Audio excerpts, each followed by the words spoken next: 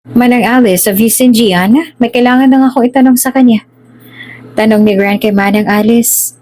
May mga kailangan kasi siyang itanong kay Gianna tungkol sa mga papeles. Ay, ang alam ko po Sir Grant, nasa kwarto na siya eh. Nagpaalam siya kanina sa akin, magpapahinga na raw po siya. Sagot naman ni Manang Alice kay Grant. Alas 9 na rin kasi yun ng gabi kaya oras ng magpahinga ng mga katulong doon. Ah, ganun po ba? Sige, okay, thank you po. Ah, sige po sir. Hindi na sana i-istorbohin pa ni Grant ang nagpapahingang si Gianna, ngunit importante kasi yung mga bagay na itatanong niya. Kaya hindi na siya nagdalawang isip na puntahan si Gianna sa silid nito, doon sa may maid's quarters. Nang makarating doon si Grant ay tumigil siya sa harap ng pinto ng ilang segundo bago kumatok. Nakailang katok siya ngunit walang sumasagot. Naisipan na lang ni Grant na pihitin ang doorknob, sakto naman na nakabukas pala iyon. Sa pagpasok ni Grant ay kitang-kita niya kaagad si Gianna. Walang saplot ang buong katawan. Nakaupo sa may dulo ng kanyang kama at nakatalikod. Gianna? At nakita na nga niya ang nasa buong katawan ng dalaga. Nakita niya kung anong dahilan, kung bakit laging suot-suot ng dalaga ay long sleeve. Nang maramdaman ni Gianna na parang may tao sa kanyang likuran ay dahan-dahan siyang umikot at tiningnan ito. Sir Grant, ano pong ginagawa niyo dito? Ready your white dress. I will marry you tomorrow early morning.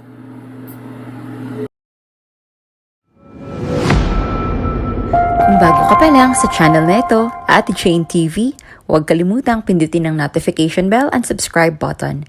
Sana po hindi naman malaking abala sa inyo ang pagpindot ng subscribe button dahil ang kapalit po nito ay ang pagsuporta para makapag-produce ng mga libreng stories sa mga channels ni Ate Jane. Maraming salamat!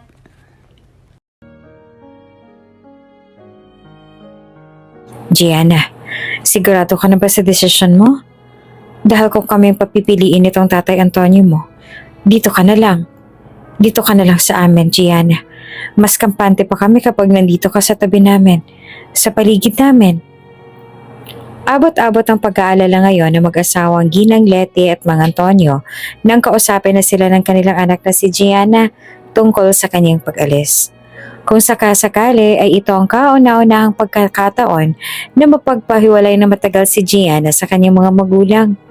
Urong-sulong pa nga si Gianna sa desisyon na ito, ngunit dahil nga para sa dalaga ay mas hindi siya makakampante kung doon lang siya, ay nilakasan niya na ang kanyang loob hanggang sa mauwi na sa isang buong desisyon.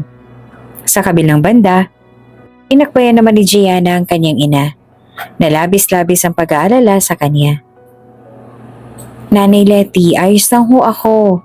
Buo na rin ho ang desisyon ko. Huwag ho kayong mag-alala. Mag-iingat po ako doon sa Maynila. Lagi ko hong tatandaan ang mga bilin ninyo sa akin. Huwag niyo na ho akong alalahanin pa. Paniniguradong sabi naman ni Gianna sa kanyang ina para naman maibsan kahit papaano ang lungkot at pag-aalala nito sa kanyang pag-alis. Maging si Mang Antonio ay sumagot na rin sa usapan. Alam mo namang ikaw rin ang inaalala namin anak, Gianna, ang kaligtasan mo. Pero kung buo na talaga ang loob mo, sino ba naman kami para pigilan ka? Ang mahalaga ay gagawin mo ang mga paalala at bilin namin sa'yo ng nanay mo, ha, Gianna? Balik ka lang dito kapag ayaw mo na doon sa Maynila, ha, anak? Mahal na mahal ka namin. Alam naming matapang ka at malakas ang loob. Ganyan ka namin pinalaki, kaya alam naming iingatan mo ang sarili mo. Wika naman ng kanyang ama na pigil-pigil din ang kanyang mga luha na pumatak. Para hindi na rin masyadong maging emotional pa, ay nagpaalam na rin ng tuluyan si Gianna. Salamat ho, Nanay Leti, Tatay Antonio. Mauuna na ho ako. Sabi niya at binigyan niya nga ng mahigpit na yakap at matamis na halik ang kanyang nanay at tatay. At saka tuluyan ng kinuha ang kanyang maleta at naghanda na sa kanyang pag-alis. Sige anak, mag-iingat ka. Tumayo na rin ang mag-asawa at doon ay tumayo na sa may pintuan upang sa huling pagkakataon ay mamasdan na ang tuluyang paglayo ng kanilang anak na si Gianna. 25 anyos lamang si Gianna nang lisanin niya ang maliit na baryo na kanyang kinalakhan sa kanilang probinsya sa Dumaguete. Solong anak ng mag-asawang Letty at Antonio. Sa likod ng magandang mukhang taglay ni Gianna ay may matinding lihim din itong itinatago sa kanyang buong pagkatao. Walang iba nakakaalam nun, maliban sa kanyang mga magulang dahil sa murang edad pa lamang at pag-iisip niya ay wala na itong ibang pinagkatiwalaan. Walang ibang kaibigan at para sa kanya ay normal lamang ito. Normal lang mag-isa at mas okay pa nga ito kesa may kasama nga ngunit hindi naman totoo sa kanya. Kaya naman habang lumalaki si Gianna ay hindi niya hinahayaang mapaligiran siya ng mga taong hindi makakabuti sa kanyang sarili. Sa katunayan, hindi ito ang unang pagkakataon na makakatuntong si Gianna sa Maynila. Nanggaling na ito roon.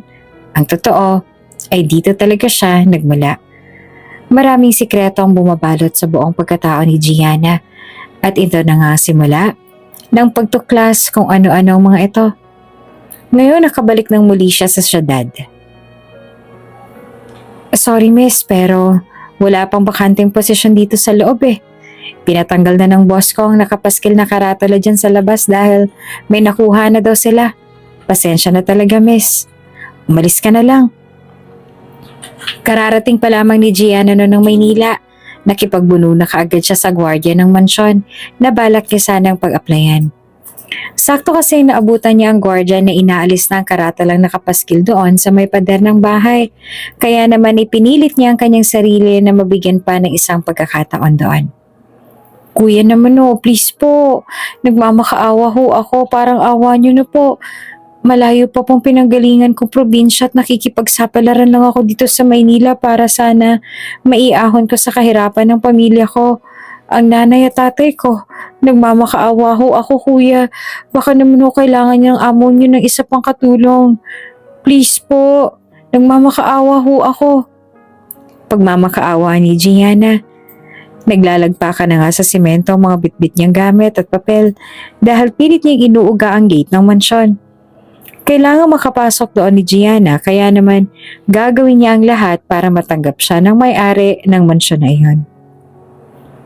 Sa kabilang banday, panay naman ang kamot ng gwardya sa kanyang ulo dahil sa kakulitang ipinamalas ngayon ni Gianna. Inis na rin ito sa dalaga na kulang na lamang ay mag-iskandalo ito doon. Miss, wala akong pakialam kung galing ka pa sa malayong probinsya.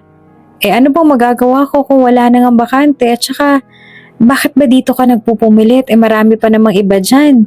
Doon ka na lang mag-apply, alis ka na nga dyan.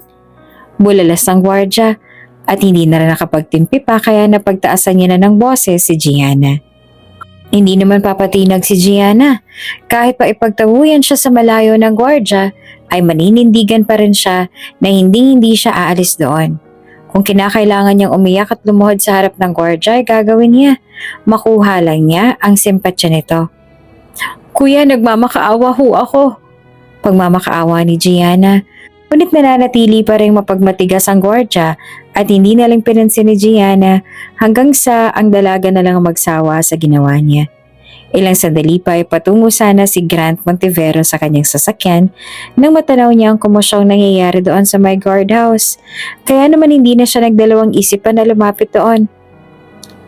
Robert, anong nangyayari dyan? Tanong ng kanyang amo na si Grant Montevero. Si Grant Montevero ang CEO ng Montevero Group of Companies at nagmamay-ari lang naman ng mga prestihiyosong hotels and resorts sa buong bansa.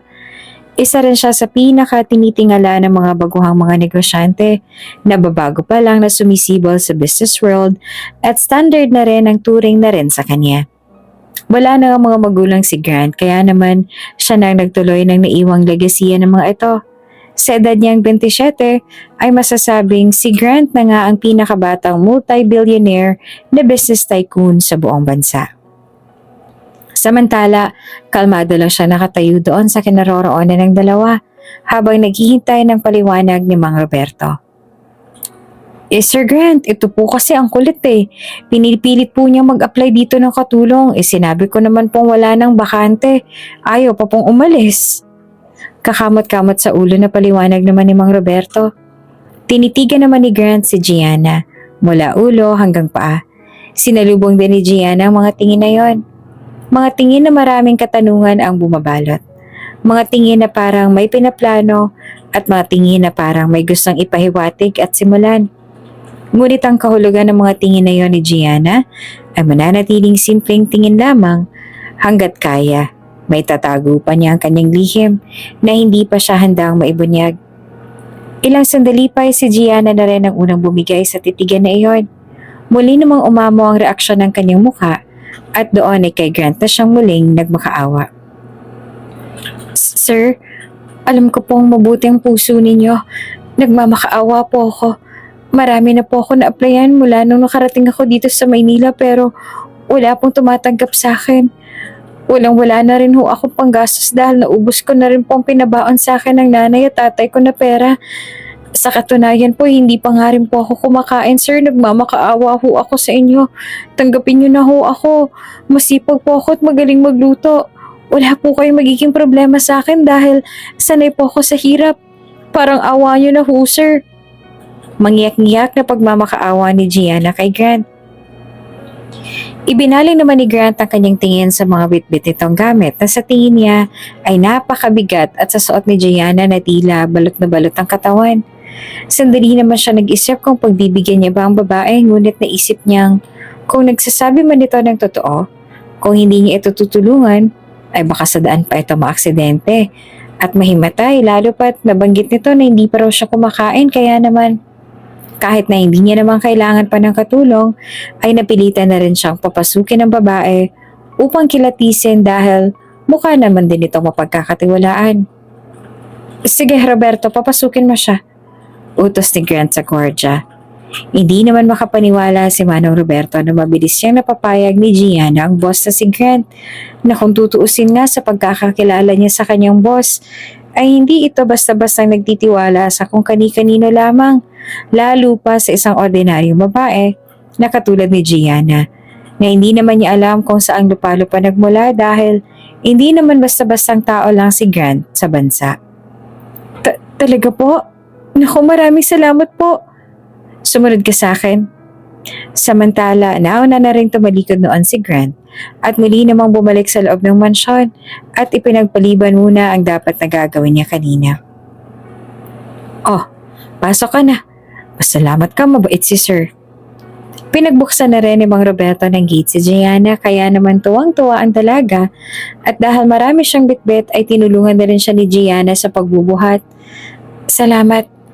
Nakangiting sagot naman ni Gianna at saka tuluyan ang sumunod sa gwardiya. Habang binabaybay naman ni Gianna ang lawak ng labas ang buong mansyon papasok sa loob, ay hindi niya naman maiwasang mapaisip. Maisip ang mga dati niyang napagdaanan, ang kanyang mapait na nakaraan na nagdulot sa kanya ng malalim na sugat sa kasalukuyan at ngayon ay hinanapan niya ng gamot at lunas patungo sa tuluyang paghilom na inukit na sakit ng kahapon. Sa kanyang pag-iisip ay hindi niya namalayang nasa loob na pala siya ng mansyon at sa kanyang bandang kanan sa may sala, nakaupo naman sa may sofa si Grant at hinihintay siya. Maiwan ko na dito ang gamit mo. Puntahan mo na doon si Boss Grant. Wika ng gwardiya, tumango naman si Gianna. Salamat po ulit. Mahina niya namang sagot. Wala rin pinalampas pang segundo si Gianna at sandali munang naiwan doon sa may pintuan ang kanyang maleta at lumakad na papunta sa kinaroroonan ni Grant Montevero. Maupo ka. Kalmadong utos kaagad ni Grant nang makalapit na doon si Gianna. Salamat po. Nakangiting tugon naman ni Gianna. Inayos niya ang suot niyang mahabang palda at saka pinatong na sa kanyang dalawang hita ang kanyang dalang long brown envelope. Can I have your resume? Meron ka ba nun? Malumanay na tanong naman ni Grant kay Gianna. Bago pa magtungo sa Maynila si Gianna, ay sinigurado niyang naihanda niya na lahat ng mga maaari niyang magamit kapag nag-apply siya ng trabaho. Kaya naman, dala niya na sa loob ng kanyang envelope ang mahahalagang mga dokumento na magagamit niya naman anumang oras katulad na ngayon para may maipakita siya kay Grant. Opo, meron po. Teka, kukunin ko lamang po dito sa loob ng envelope ko. Dali-dali namang kinuha ni Gianna ang kanyang resume sa loob ng hawak niyang envelope, tsaka inaabot niya ito kay Grant. Ito po. Magalang na sabi naman ni Gianna kay Grant. Na makuha naman niya ni Grant, bago pa man niya rebisahin ang nakalagay sa resume ni Gianna, ay pinuna naman niya ang suot ng dalaga na kahit katirikan ng araw, ay balot na balot ang buong katawan nito, na nakasuot pa nga ng itim na long sleeves. Anyway, hindi ka ba binabanas dyan sa suot mo? Sobrang init na sa labas Naka-long sleeve ka pa. Puna naman ni Grant. Napatingin naman si Gianna sa kanyang suot tsaka muling umangat ang tingin kay Grant nang may mangingiti sa kanyang mga labi. Sanay naman na po ako sa katawan ko na ganito, sir. Mas komportable po ako kapag naka-long sleeve. Sagot naman ni Gianna. Noon pa man ay nakakalaka niya na talaga ang ganitong kasuotan na halos wala ng balat ng kanyang katawan na makikita. Para bang may ayaw talaga siyang ipakita sa loob ng mga kasuotan yon. Sa kabilang banda ay nauunawaan naman yun ni Grant dahil may kanya-kanya din namang taste sa pananamit ang bawat tao. Kaya naman tumango na lamang si Grant at dumiretso na lang sa kanyang pagtatanong sa dalaga. Okay. Anyway, so you are Gianna. You're from Dumaguete? Tanong niya habang nakatingin sa hawak niyang resume, sabay tingin kay Gianna.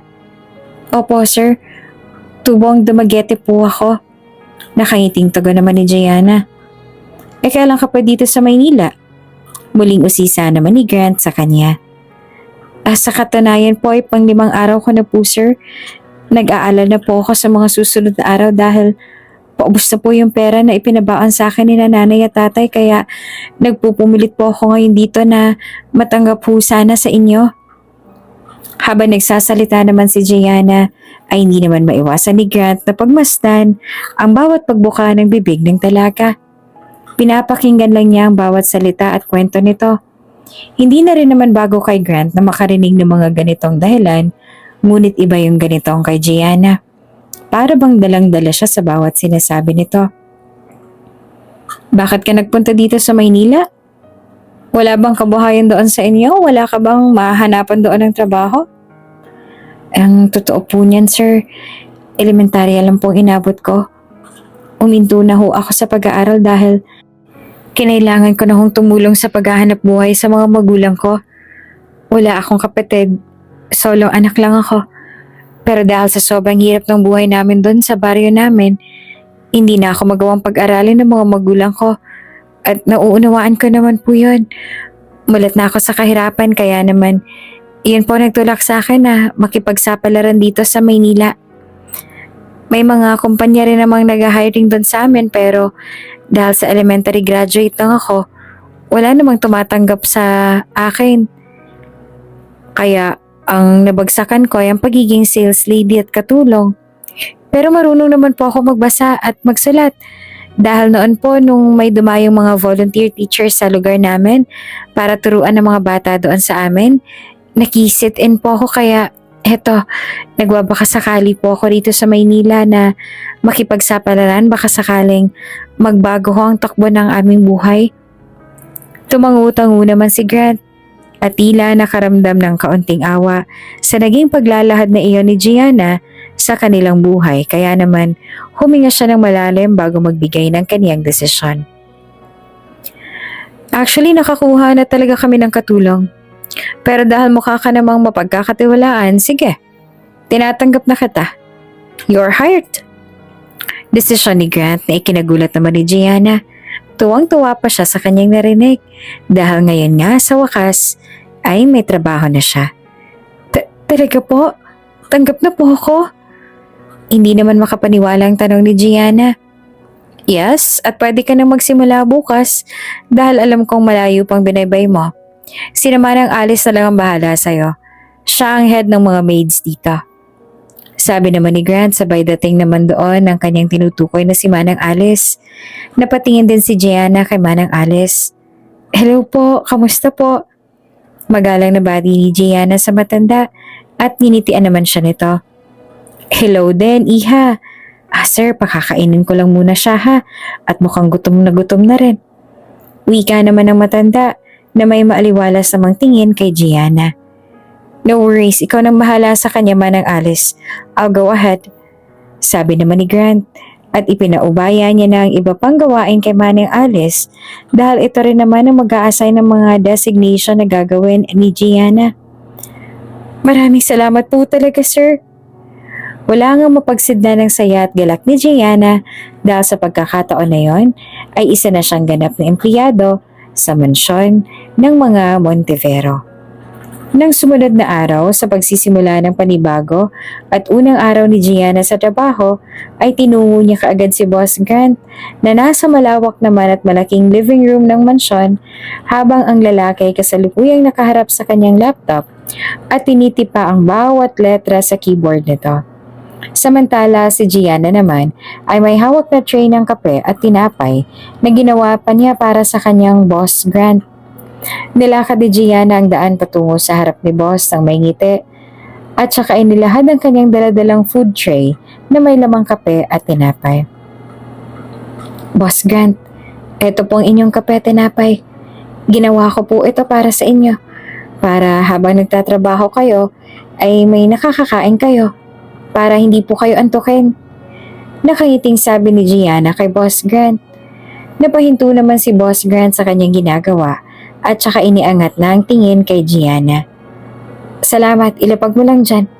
Sabi naman ni Boss Grant at sabay itinuro niya ang isang sulok kung saan naroon ang isang lamisita. Nang sabihin niyo ni Boss Grant ay kaagad na naglakad si Gianna patungo sa itinuro ng Boss Grant. Doon sa may sulok at inilatag na doon ang daladala niyang tray. May kailangan pa po ba kayo, boss? Muling tanong ni Gianna na makabalik na itong muli sa harapan ni Boss Grant. Wala namang imik ang lalaki bagkos ay patuloy pa rin sa pagtitipa sa kanyang laptop. O wala na, maaari ka nang umalis. Matipid niyang utos. Napangiti naman si Gianna at saka siya'y sumagot. Sige po, kung meron pa po kayong kailangan ay tawagin niyo lang po ako. Sabi niya. Maya-maya pa ay muling tumingin si Boss Grant kay Gianna na medyo masungit ang reaksyon ng mukha nito. Hindi mo kailangang palaki ng trabaho mo. Gawin mo lang na maayos ang pinapagawa ko. Oo naman, Boss Grant. Salamat po sa paalala. Wika naman ni Gianna kay Boss Grant at tuluyan na ngang iniwan doon ang lalaki upang gawin naman ang iba niyang trabaho na naghihintay pa sa kusina.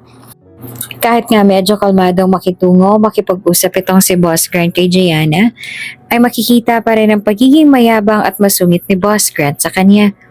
Ngunit sa kabila nito, ipinakita ni Gianna ang kanyang kabaitang suporta at positibong pananaw sa trabaho. Kahit na medyo masungit ang kanyang boss sa kanya o maging sa kanilang lahat na naroon, kailangan niyang ipakita na mahina siya para itago ang kanyang itinatagong lakas na sigurado siyang sa mga susunod na araw ay unti-unti na ring mararamdaman at makikita. Kinaumagahan, nagpatawag naman ng isang meeting si Boss Grant sa kanyang mga tauhan sa mansyon dahil sa susunod na gabi ay magkakaroon siya ng party na dadaluhan naman ng kanyang mayayamang mga negosyante, mga kilala at mga matataas na tao sa industriya ng pagnenegosyo. Everyone, nais kong ipaalam sa inyo na magkakaroon tayo ng isang espesyal na okasyon bukas. Dadalo ang aking mga business associates para sa isang pagtitipon. Gusto ko maging perpekto ang lahat, mula sa pagkain hanggang sa dekorasyon. Nauunawaan niyo ba? Wika ni Boss Grant sa kanyang mga tauhan. Sabay-sabay namang tumugon ang mga ito. Nauunawaan po namin, Boss Grant. Makakaasa po kayo na aayusin po namin ang magiging paghahanda bukas. Sabi pa ni Manang Alice. Ilang linggo na rin doon si Gianna sa mansyon at sa kabutihang palad ay nagiging maayos naman ang kanyang trabaho. Mas focus nga itong si Gianna sa pagsisilbi sa kanyang boss na si Grant.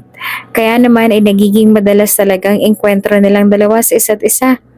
Sa kabilang banda, hindi rin naman napigilan pa ni Grant na muling mapuna ang suot ni Gianna na long sleeve at sa lahat ng kanyang mga katulong ay ito lamang ang bukod tanging may kakaibang suot. Gianna, by the way, bakit ka nga pala lagi naka-long sleeve sa trabaho? Mukhang mainit pa naman ngayon ang panahon. Puna naman ni Grant kay Gianna. Nagtinginan din naman si Gianna at ang iba pa niyang mga kasamahan at para bang iyon din ang gusto nilang itanong sa dalaga.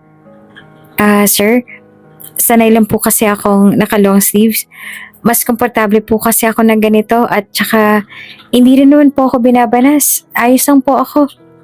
Sagot naman ni Gianna. Muli namang tumingin ng masusi si Grant kay Gianna na para bang kinikilatis pa ang babae. Talaga?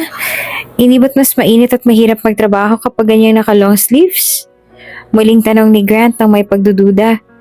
Inaasahan na nga ni Gianna ang ganitong tagpo kaya naman noon pa man ay inihanda niya na ang kanyang mga isasagot kung sakaling mapuna nila ang laging balot na balot niyang pananamit sa kanyang katawan. Opo sir, sanay lang talaga ako. Hindi po ako sanay na nagpapakita ng balat sa trabaho. Sagot naman ni Gianna. Pinutol na rin ni Grant ang pag-uusisa dahil baka naman ma-out of place ang dalaga. I see. Sige, Gianna. Basta gawin mo lang ang trabaho mo ng maayos. Kung meron kang kailangan sabihin sa akin, huwag kang mahihiyang lumapit, okay? Sabi naman ni Grant sa kanya. Opo, sir. Maraming salamat po. At dahil wala na rin naman niyang ibang sasabihin pa si Grant sa kanila, ay kanya-kanya na muli silang bumalik sa kanilang mga trabaho. Habang si Grant ay malalim pa rin nag-iisip. Matapos ang pag-uusap, napansin ni Boss Grant na medyo may kakaiba sa katauhan ni Gianna. Parang may tinatago na ayaw lamang ipaalam ni Gianna sa iba. Ayaw man niyang pagdudahan ng dalaga dahil baka nga naman ayaw lang talaga magpakita ng balat sa iba kaya naman hinahayaan niya lang ito dahil kahit na papaano naman ay iginagalang pa rin niyang pribadong buhay ni Gianna. Habang si Gianna naman ay nagtungo sa kanyang silid, sabay lock ng pinto. Nakasanda lang siya doon at matalim na nakatitig sa kawalan. No one will know the truth behind this mask. The truth will come out soon. Soon, kapag nakita na kita. Kriminal. Matalim at makahulugang sabi ni Gianna. Galit na galit ito na tila may inaalala sa kanyang nakaraan. Walang nakakaalam ng tunay na kulay ni Gianna at isa ito sa plano niya para maisagawa ang maitim niyang plano. Samantala, kinabukasan, nagsimula ng mga kasambahay at kabilang na si Gianna na mag-aayos sa mga kakailanganin sa event. Kung meron man niyang ibang sabik sa event na to, ay walang iba yon kundi si Gianna.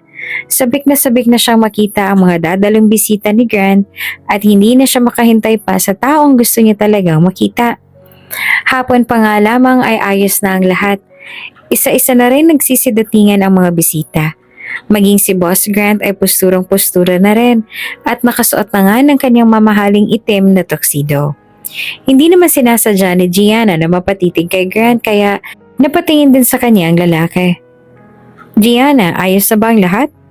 Tanong ni Grant sa babae nang lapitan niya ito.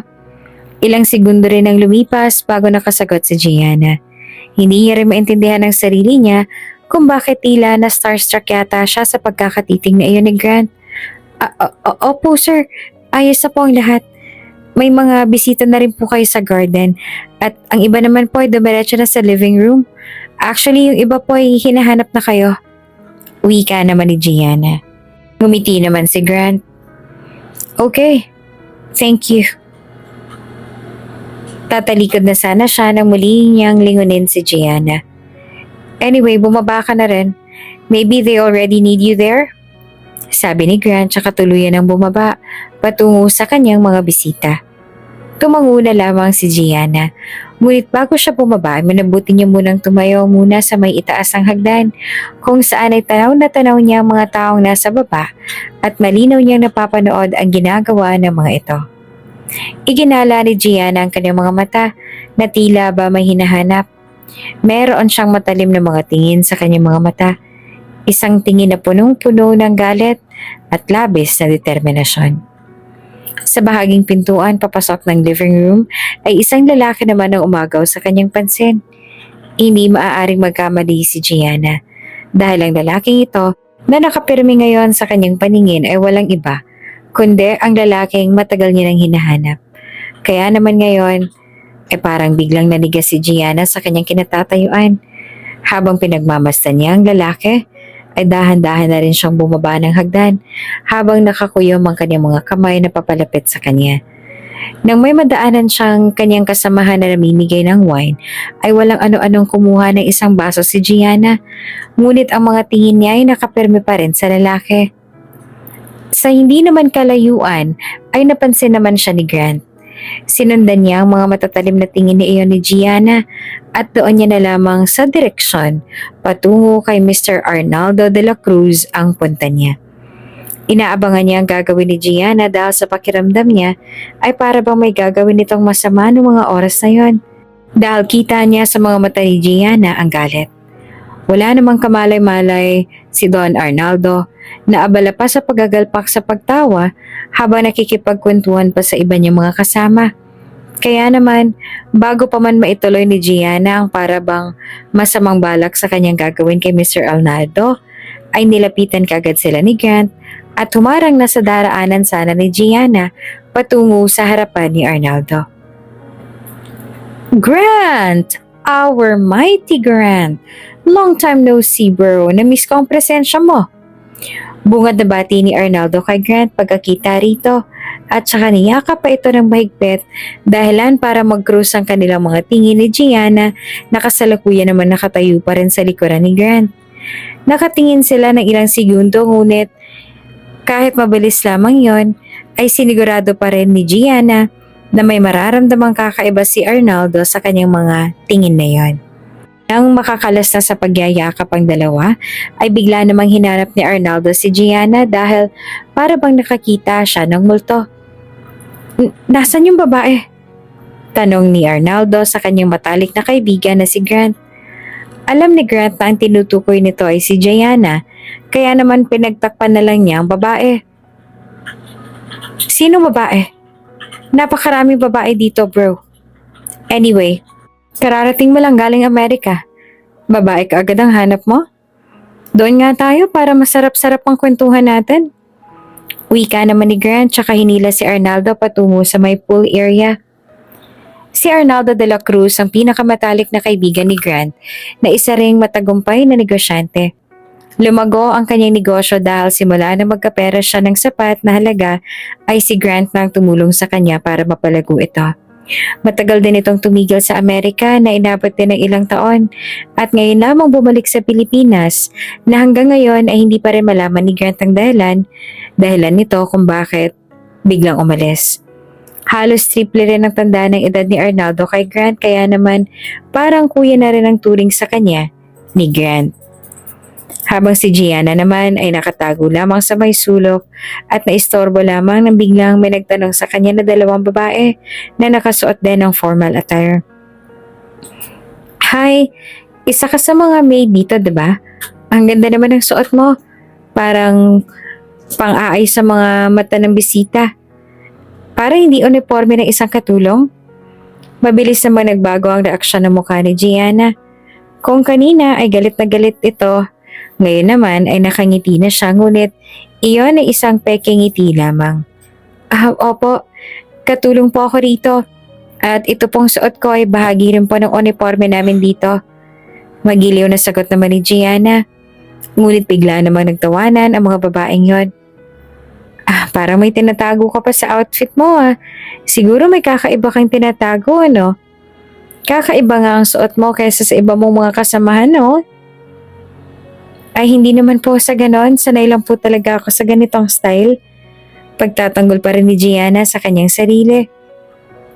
Maya-maya pa ay bigla namang lumapit doon si Grant nang mapansin niyang para bang hindi komportable doon si Gianna. Anong nangyayari dito? May problema ba, Steph? Tanong ni Grant.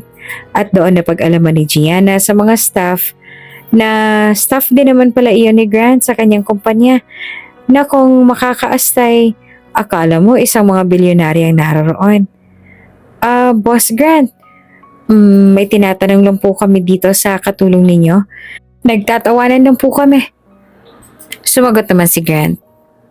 Pero parang hindi siya komportable. Sino man yung tinatanong nyo, treat my people here with respect. Understood? You know my rules sa opisina ko, kaya dalhin niyo rin yan dito. Sabi naman ni Grant sa kanila. Pasensya na po, Boss Grant. Sabay na pa umanhin ng dalawa. It's okay, just be mindful next time. Let's all enjoy the party and treat each other with kindness and respect. Sagot naman ni Grant at umalis na rin doon ang dalawang babae. Napatingin naman si Gianna kay Grant. Gusto niya magpasalamat dito ngunit para bang nakaramdam siya ng hiya, kaya naman ngumiti na lamang siya. Samantala, nang matapos naman ang party, ang natira na lamang doon ay yung mga kasambahay na nag-aayos at nagliligpit ng mga kalat. Nang matapos sila ay hating gabi na rin, kaya naman nagpasya na muna si Gianna na magpaiwan sa may pool upang magpahinga at magpahangin na muna. Nakaupo ngayon si Gianna sa gilid ng pool at nakatingin sa mga bituin. Pinili niya munang mapag-isa doon para na rin makapag-isip-isip muna base sa mga nangyayari kanina. Nang muli niya makita si Arnaldo de la Cruz. Samantala, paakyat na sana si Grant patungo sa kanyang silid nang makita pa niya si Gianna sa may pool area.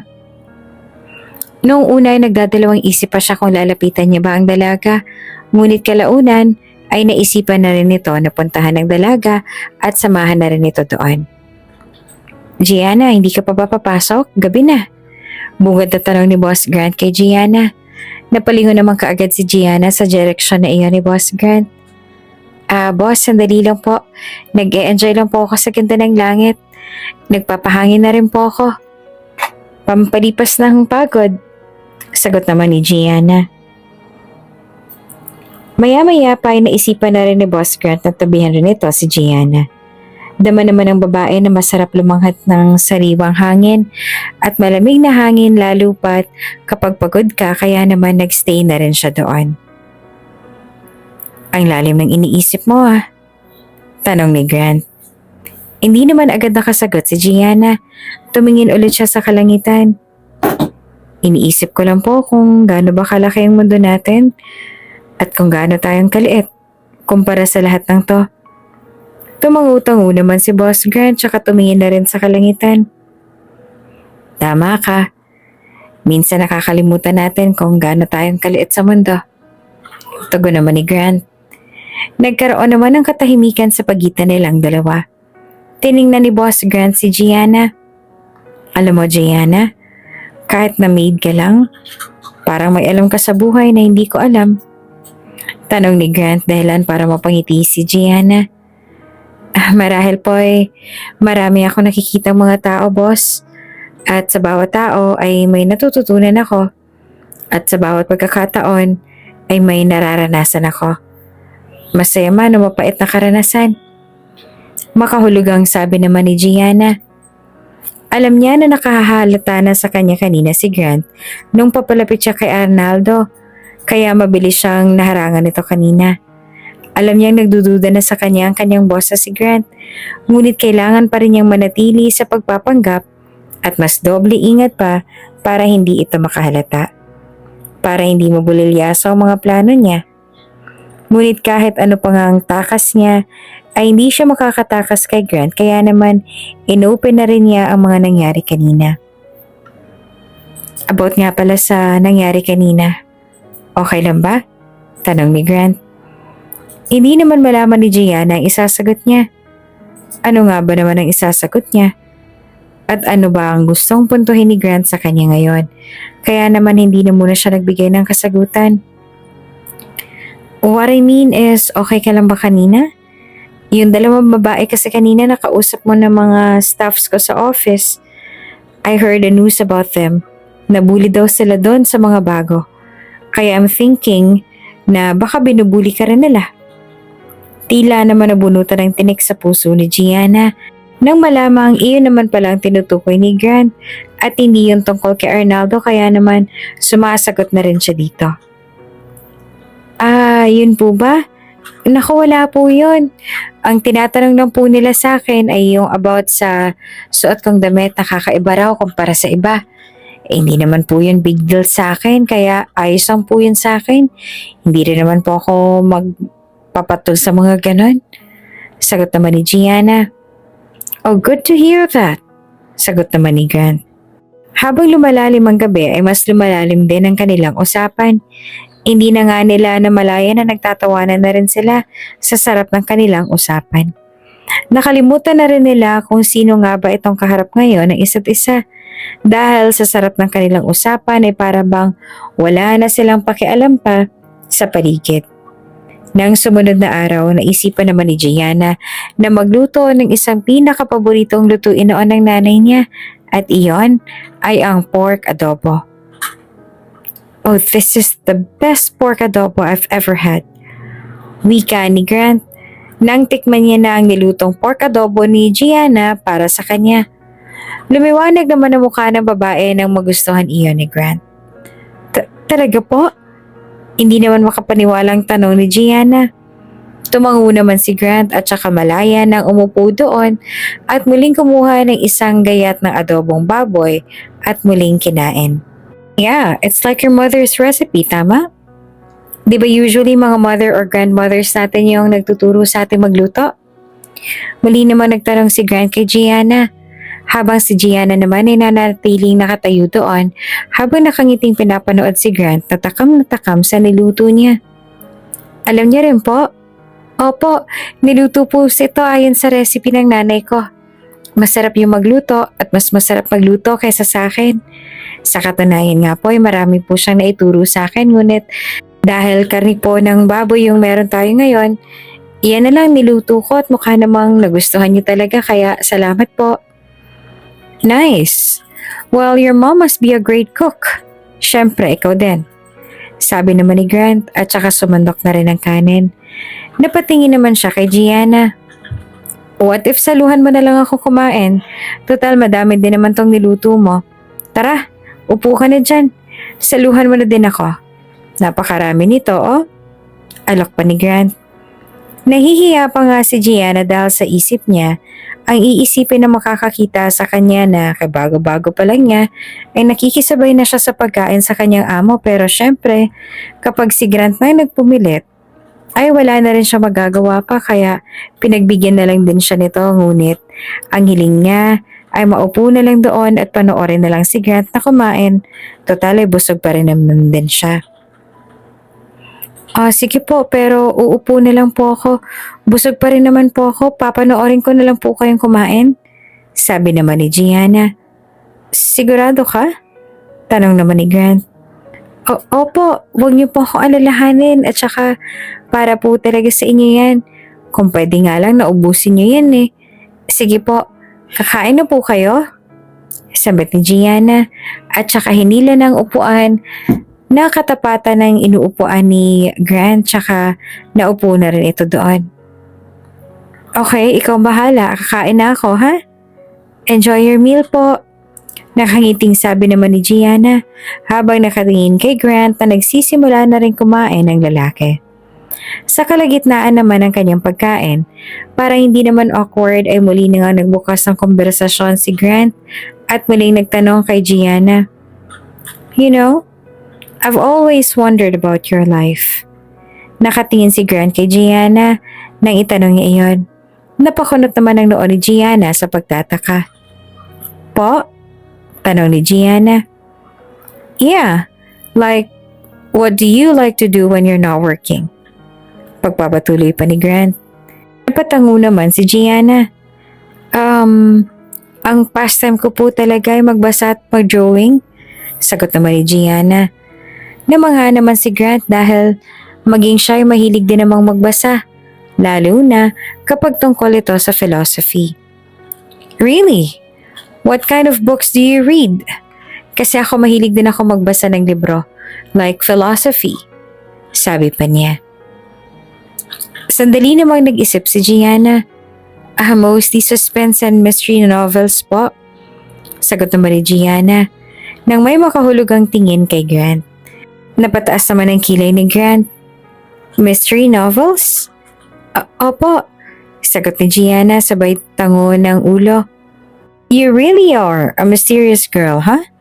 Actually, exciting din naman talaga siyang basahin. Sabit naman ni Grant at nagbigay din ng isang makahulugang tingin kay Gianna. Maya-maya pa ay iniba na rin ni Grant ang usapan. You know, I've never really had a friend before. Maliban siguro sa matalik kong kaibigang si Arnaldo. Malumanay na sabi ni Grant. Otomatiko namang natigilan si Gianna nang marinig niya ang pangalan ni Arnaldo. Arnaldo, siya lang kaibigan ninyo? Muling tanong ni Gianna.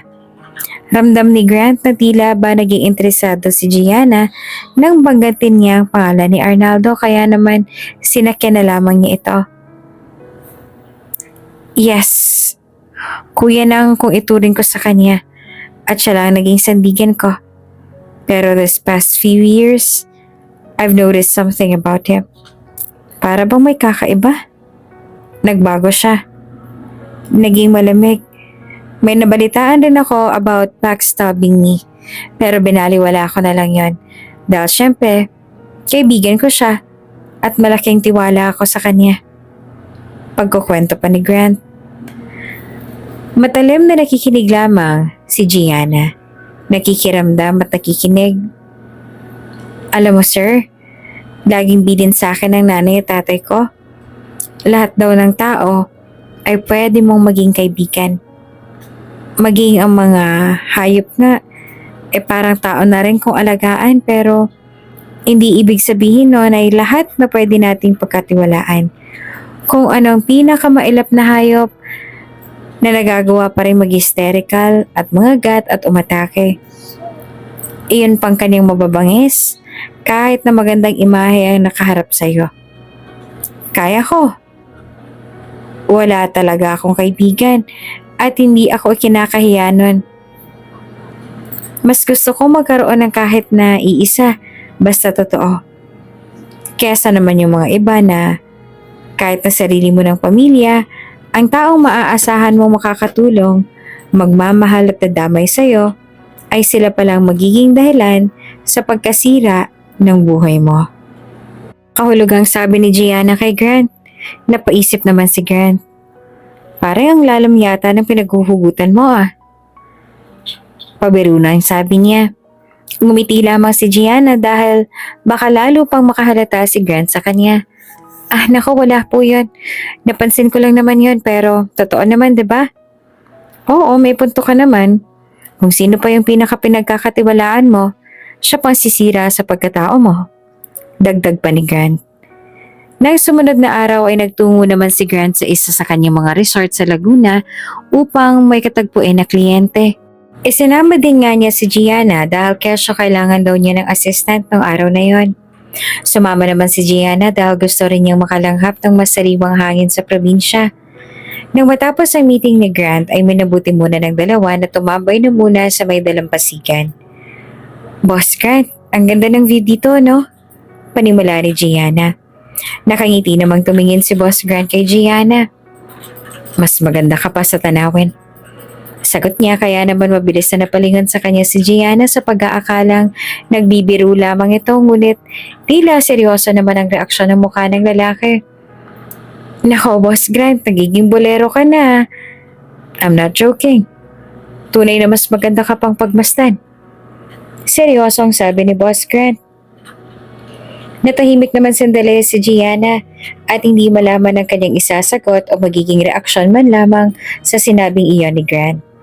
Maya-maya pa ay marahan nang lumapit si Grant kay Gianna at hinaplos ang pisngi nito.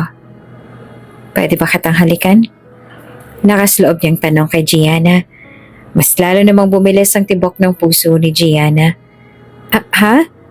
Anong ibig mong sabihin? I mean, bakit? Kunot ang tanong ni Gianna. I like you, Gianna. Maaaring isipin mo na napakabilis ang pangyayari, ngunit bigla ko na lang din tong naramdaman. Gusto ka ta, Gianna. At mas lalo yung lumalalim araw-araw. At never ko pa tong naramdaman sa ibang babae. Sa'yo pa lang, Gianna. Sa'yo pa lang. Buong pusong pagtatapat naman ni Grant. Ang totoo ay iniibig na rin ni Gianna si Grant ng palihim. Naunahan lamang siya ng takot kung paano aminin ito, ngunit ayaw na rin niyang isang tabi pa. Kahit na mali ay gusto na rin niyang ituloy dahil puso niya nang naguutos at nagdidikta sa kanyang isip. At isa pa, hindi naman talaga ito kasama sa kanyang plano. Ngunit may magagawa pa ba siya kung ang puso niya nang nagdikta, nagutos at nagsabing mahalin niya si Grant? Hindi rin naman niya akalain pa na mangyayari ito dahil nung una, buong akala niya ay suplado ang lalaki. Pero hindi naman pala. Mas naging komportable siyang kasama ito habang lumilipas sa mga araw. Katulad ng nararamdaman din sa kanya ni Grant. Seryoso po ba kayo, Sir Grant?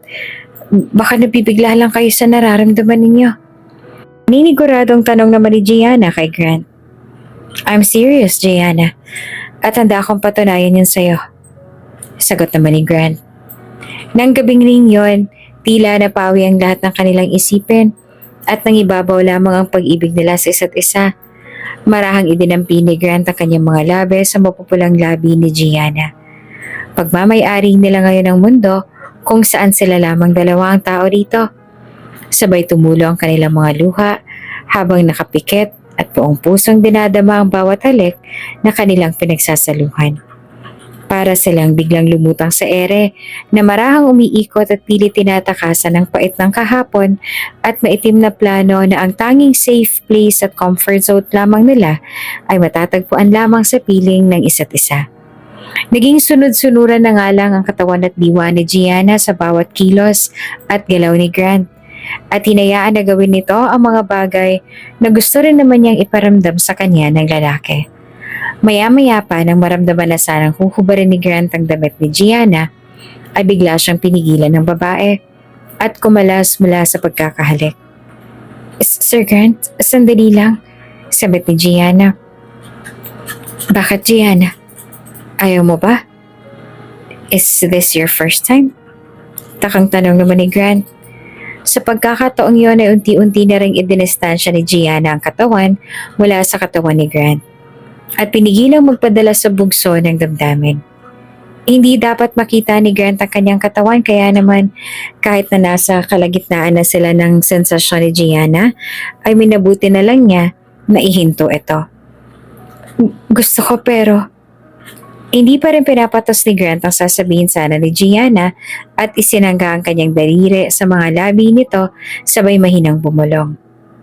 Shh! I'll be gentle. Magkalapit na ang kanilang mga mukha. Nakikis-kisya na ang kanilang mga labi nang biglang hawakan ni Gianna ang braso ni Grant para ilayo ito sa kanya. Hindi pa ngayon, Sir Grant. Please. Pakiusap ni Gianna. Ikinagulat naman niya ni Grant. Ngunit mabilis rin naman siyang ngumiti dahil nauunawaan niya naman ang babae. Okay lang. Sabi ni Grant sabay halik niya sa noon ni Gianna. Salamat.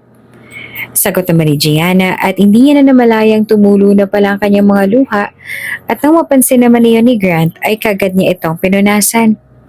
Huwag kang umiyak. Nandito lang ako. Handa ako maghintay.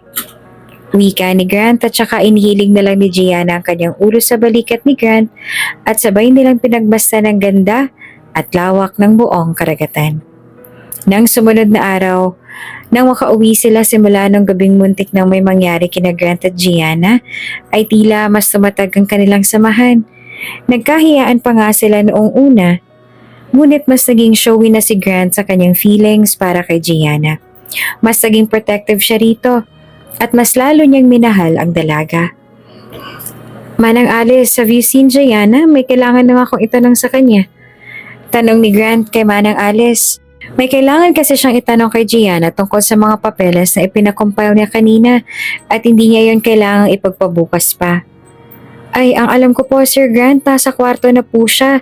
Nagpaalam kasi siya kanina sa akin magpapahinga raw po siya.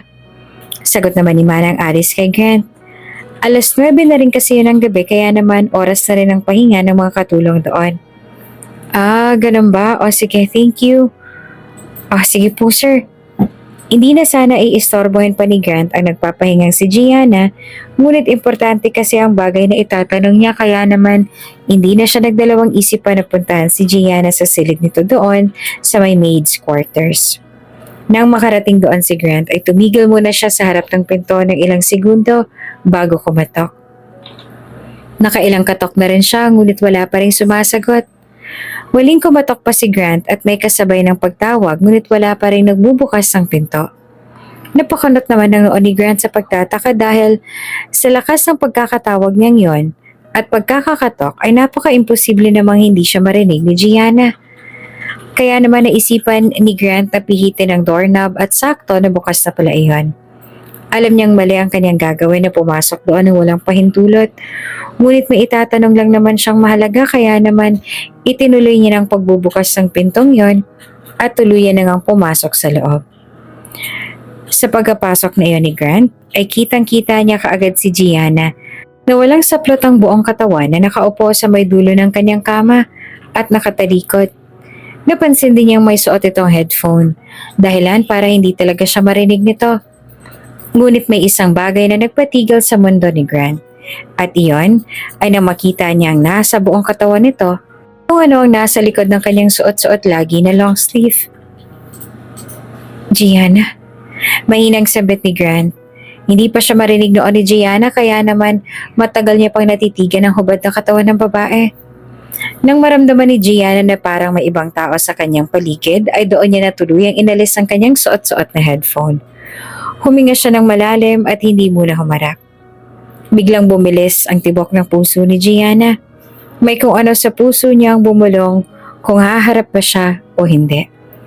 Kaya naman ilang sandali pa para matapos na rin ang kabangyan ni Gianna ay tuluyan na siyang tumayo at tumalikod sa gawing pintuan kung saan nakatayo si Grant. Sir Grant, ano pong ginagawa niyo dito? Gulat na tanong ni Gianna at mabilis yan ang kinuha ang kanyang bathrobe na nakapatong sa may kama at kaagad itong isinuot. Halos manlamig ang buong katawan ni Gianna dahil ang sekretong matagal niyang ikinatago-tago ay may nakatuklas na. Hindi na rin nakaimik pa si Grant bagkos sa inihakbang na lang niya ang kanyang mga paa papalapit sa kinakatatayuan ni Gianna at saka walang ano-ano'y niyakap na lang ng mahigpit ang dalaga. Sabay sabing, "Ready your white dress. I will marry you tomorrow." Bulong ni Grant kay Gianna nang may diin sa bawat salita. Ilang minuto matapos sa mga tagpong yon, ay sabay na silang naupo sa may kama ni Gianna at doon ay tuluyan na ngang nag-usisa si Grant kay Gianna. Anong nangyari sa katawan mo? Bakit maraming peklat? At bakas ang pagkasunog? Anong nangyari sa'yo? Nag-aalalang tanong ni Grant kay Gianna. At doon ay tuluyan na rin nagtapat si Gianna. Alam niyang mapagkakatiwalaan si Grant. Kaya hindi na rin siya nagdalawang isip na magsabi dito.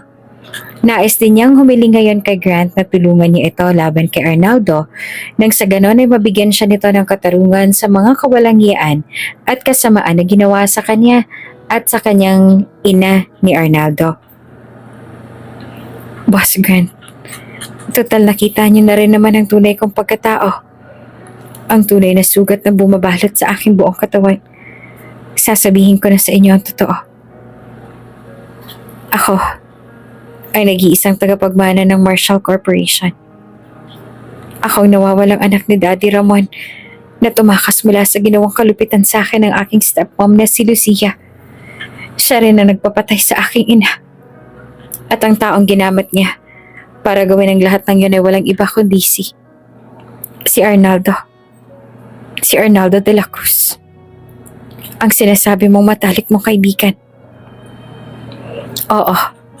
Totoong taga Dumaguete ako simula nang saklolohan ako ng dati naming tauhan na ngayon ay kinikilala ko ng mga magulang. Silang kumupkup sa akin. Silang tumulong sa akin. Isinalba nila ang buhay ko ng maraming taon kaya ako nakabawi mula sa mapait na nangyari sa akin. At dahil hindi na ako makahintay pa na makaganti sa Arnaldo na yan, nagdesisyon akong umalis ng Dumaguete at bumalik dito sa Maynila. Punteri ako talaga na dito mag-apply dahil sa isip ko. At base sa mga nakalap kong impormasyon na malapit nga sa'yo si Arnaldo. Kaya naman ang sabi ko sa sarili ko, ay mas mabilis ako makakalapit sa kanya sa tulong mo. Grant, isa tong sunog. Itong peklat. Itong sakit dito sa puso ko na matagal ang panahon ko nang kinikimkim. Si Arnaldo ang may gawa nito. He tried to kill me. Katulad ng ginawa niya sa mommy ko. Pero siguro nga may plano pa sa akin ng Diyos na. Kaya hinayaan niya ako makaligtas. Grant, patawarin mo ako. Dahil sigurado akong iniisip mo ngayon na niloko kita. na nagsisinungaling ako sa'yo, na naglihim ako sa'yo, pero ang totoo, I just want to protect myself because I know that no one will do that for me. Ako lang. Sarili ko lang. And now I want a revenge, Grant. I want you to help me.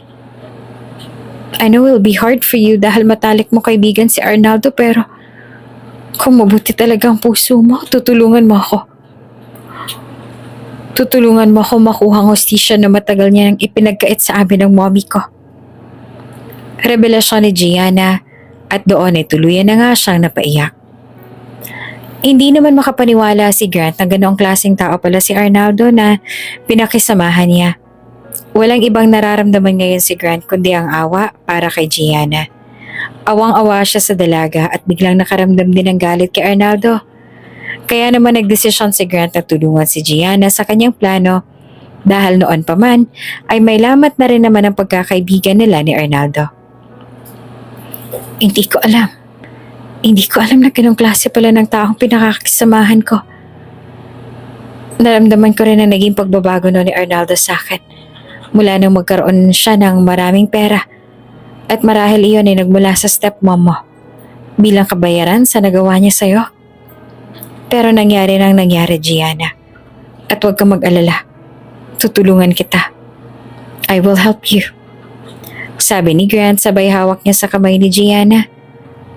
Talaga? Tutulungan mo ako? Yes. At para magawa natin ang plano, kailangan nating maikasal. Maikasal? Yes, Gianna. You need to be a Montevero. Nang sa ganun ay mas maprotektahan kita sa tulong ng pangalan ko. Are you willing to do that? Tanong ni Grant kay Gianna. Wala nang ibang pinagkakatiwalaan ngayon si Gianna bukod kay Grant. Kaya naman ay pumayag na rin siya sa gusto nito. O sige, kung yan ang tanging paraan para mapagpagsak ko si Arnaldo, sige, magpapakasal ako sa'yo. Matapang na sabi naman ni Gianna. At doon nga iniyakap na siya ng mahigpit ni Grant. Kinabukasan din noon na iniikasal sila kahit si lamang, para lamang maging Montevero na si Gianna. Nagkaroon ng isang prestiyosong event ang mga negosyante na kinabibilangan ni Grant at Arnaldo. Naroon din ang daddy at stepmom ni Gianna. Napag-usapan ni Grant na magpanggap pa rin bilang katulong si Gianna. Total, hindi pa rin naman siya mamumukaan ng mga ito dahil napakalaki na nagbago sa pisikal na itsura ni Gianna. Ito ang kauna-unahang pagkakataon na a-attend si Gianna ng ganitong kagarabong event after so many years mula nang mangyari ang masamang bangungot sa kanilang mag-ina. Handa na ngang iharap ni Grant sa lahat ang tao doon sa event. Handa niya nang ipaglaban si Gianna sa lahat ng mga matang posibleng manghusga sa kanila ngayong gabi. Kung sakaling kakailanganin na nilang ilantad ang tunay na pagkatao ni Gianna. Hindi ba si Grant Montevero yon? Sinong kasama niya? Oo nga no. Diba parang may nalilink sa kanya na isang modelo? Bakit naman ibang babae ang kasama niya ngayon? Tapos parang katulong pa? True. So weird. Bulong-bulungan ng mga sosyalistang naroon. Hindi naman iyon nakalampas sa pandinig nila, ngunit hindi na lamang nila yun pinansin. Basta nagpatuloy lang sila sa paglalakad ng taas noo at may buong pusong pagmamalaki sa kanilang mga sarili. Mas sinigpitan pa nga ni Grant ang pagkakahawak niya sa mga kamay ni Gianna para ipahiwatig at ipadama ang pagprotekta nito sa dalaga. Grant? Bungad ni Arnaldo. Tila isang malakas na ugong para kay Gianna ang boses na iyon ni Arnaldo na sobrang sakit sa tenga kaya naman napaharap siya kaagad dito. At ganoon din si Grant. Maganda si Gianna at talagang may kakaibang charm ang mukha. Kaya naman kahit na nakasuot siya ng pangkatulong ay mas nangingibabaw pa rin ang ganda niya sa lahat ng mga babaeng nakagaon doon. Maya-maya pa ay bumati na rin si Grant. Arnaldo, kamusta? Bati ni Grant. Otomatiko namang napalingon si Arnaldo kay Gianna at alang segundo rin siyang nakatitig dito at naniningkit rin ang mga mata na para bang pilit na inaalala kung saan ba niya nakita si Gianna dahil mukhang pamilyar talaga sa kanya si Gianna.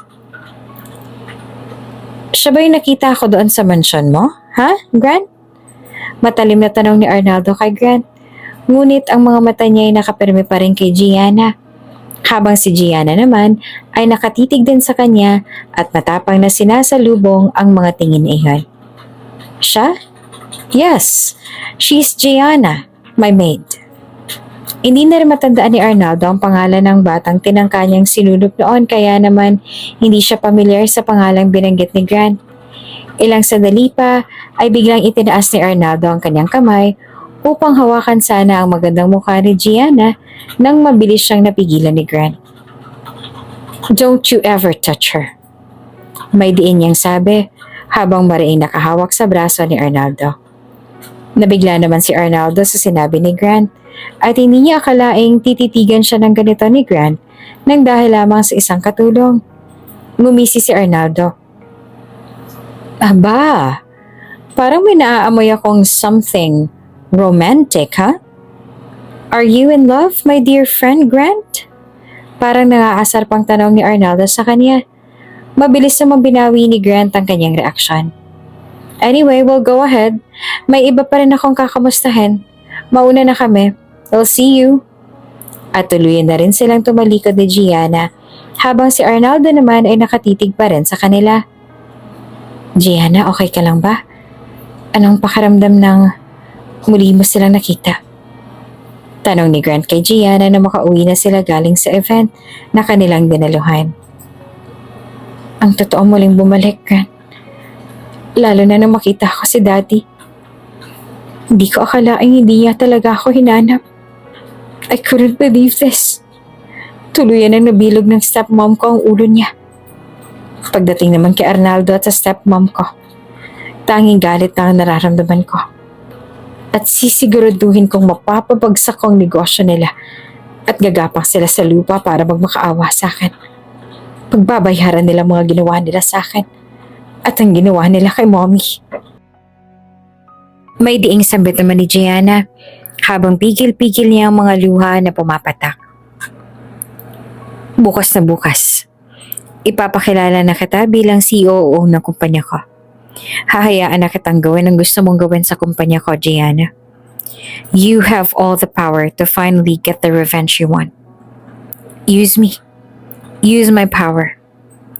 You deserve to have justice. Sabi ni Grant kay Gianna.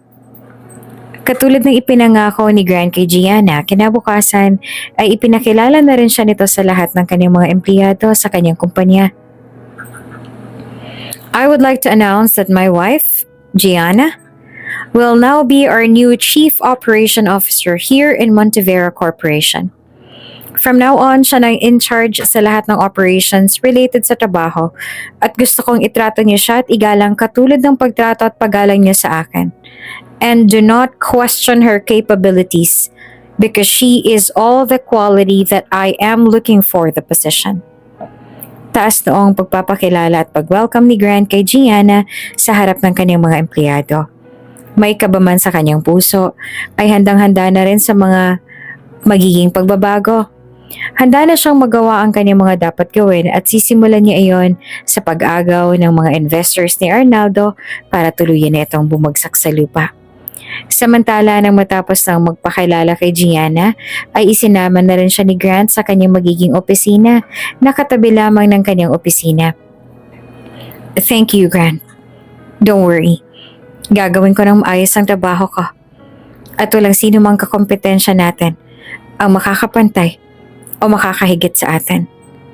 I will be the best COO of Montevero Corporation. Pangako naman ni Gianna. Of course. Alam kong kayang-kaya mo yan.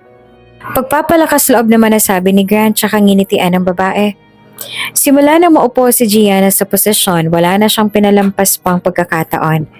Araw-gabi niyang binubuo ang pagtrabaho at inaral kung paano mapapabagsak ang kumpanya ni Arnaldo.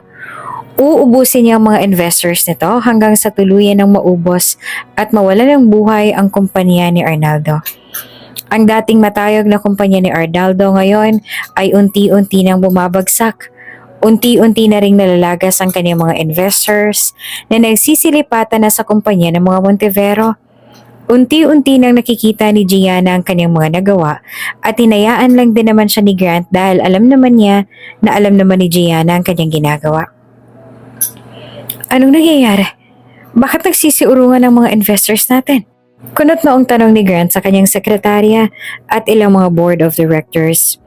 Kakatapos nga lamang ng kanilang meeting with their investors at doon ay hindi nila inaasahan na ginawa ng mga ito on the spot na pang-iwan sa ere at pagkala sa kanyang negosyo nang wala man lamang dahilan. Maging kami nagtataka din, Boss Arnaldo. Pakiramdam namin na may sumasabotahe sa atin, lalong-lalo na sa'yo. Nagtanungin ko rin ng isa sa kanila kanina. Pare-pareho lang sila ng sinasabi. Sa Montevero Corporation na daw sila mag-i-invest. Hindi ba't kina-grant yun? Anong nangyari? Sinusulot ba niya tayo? Sagot naman ng isa sa mga board of directors. Nanlisik namang tumingin si Arnaldo sa mga ito. Malalim niyang iniisip ang sinabi ng kanyang empleyado. Habol ang kanyang hininga na iniisip ang mga haka-hakang ito ng kanyang mga empleyado na posibleng ang mangyari dahil nararamdaman niyang umiilap na rin sa kanya si Grant. Sinabi talaga nila yon? Kunot noon niyang tanong. Damn it! Kung sino pang matalik kong kaibigan, ay sa kanya pa nagpuntahan ng mga investors ko. I need to do something. Isang traidor si Grant. Galit na galit at mariing sabi ni Arnaldo. Mukha ngang unti-unti nang bumabaliktad ang mundo. Ang dating namamayagpag na De La Cruz Corporation, ngayon ay unti-unti nang bumabagsak at nalulugi na rin ang ilang mga negosyo ni Arnaldo. Habang si Gianna naman ay tuluyan na nga nagbagong ikot ng buhay na ngayon ay isa ng COO at nagsisilbi ng gem ng Montevero Corporation.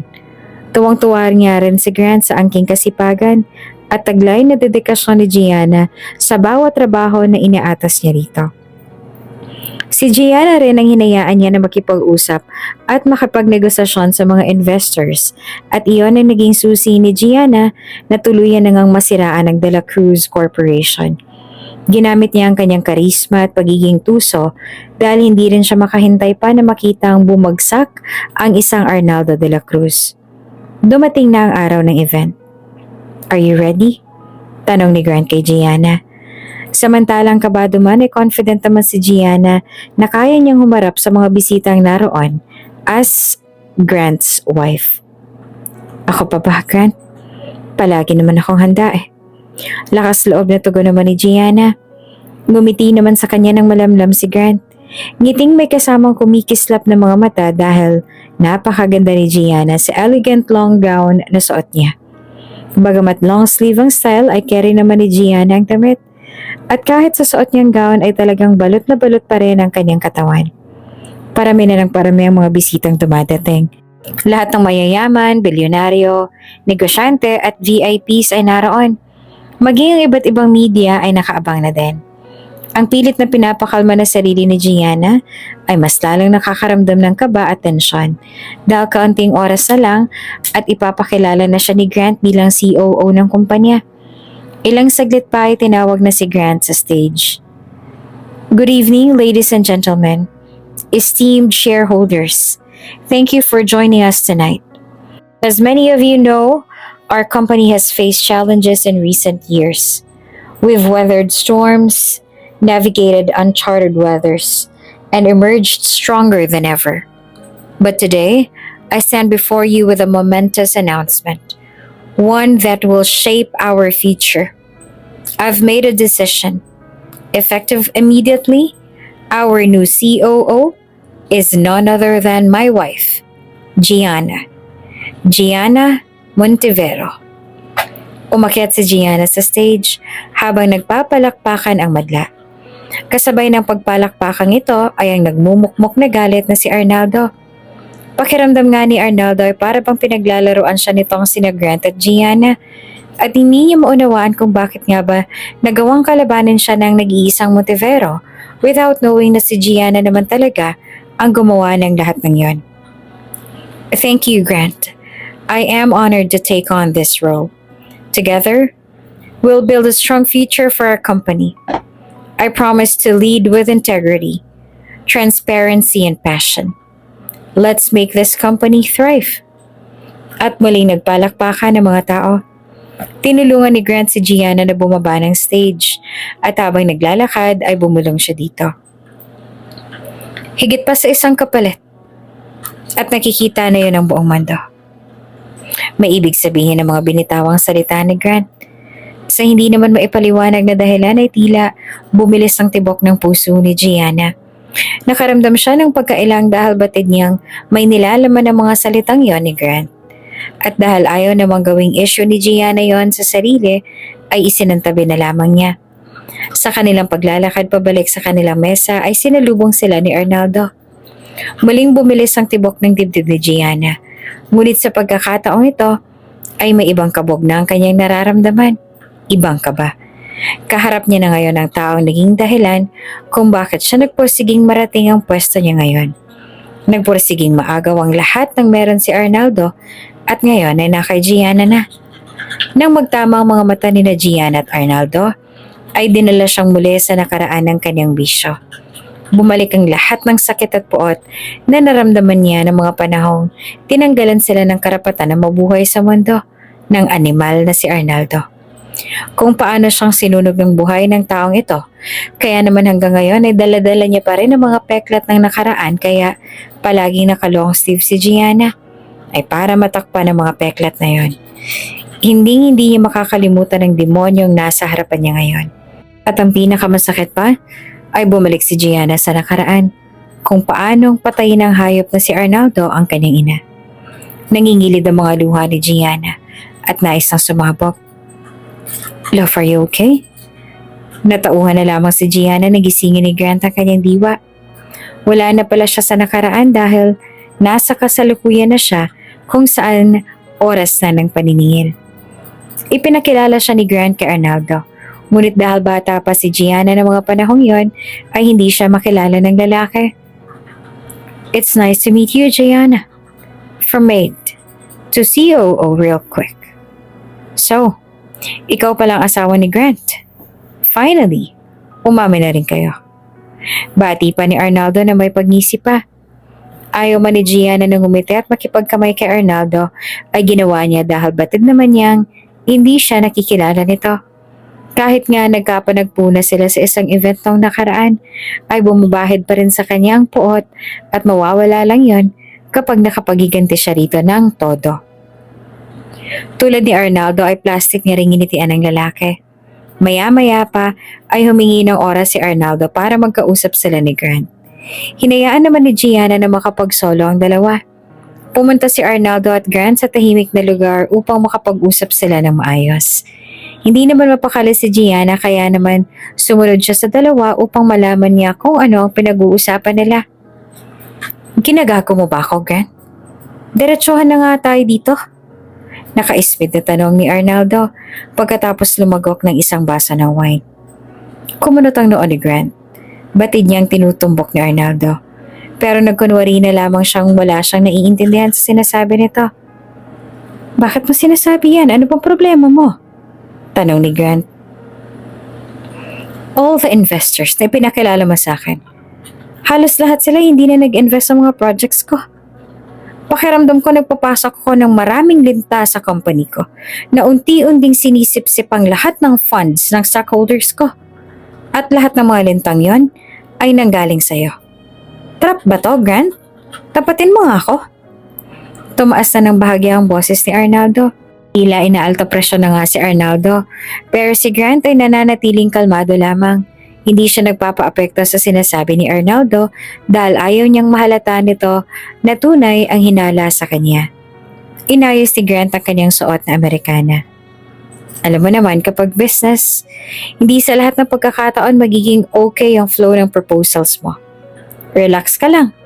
Huwag mong isisi sa ibang tao ang failures mo, Arnaldo. Isipin mong mabuti ang mga pagkakamali mo.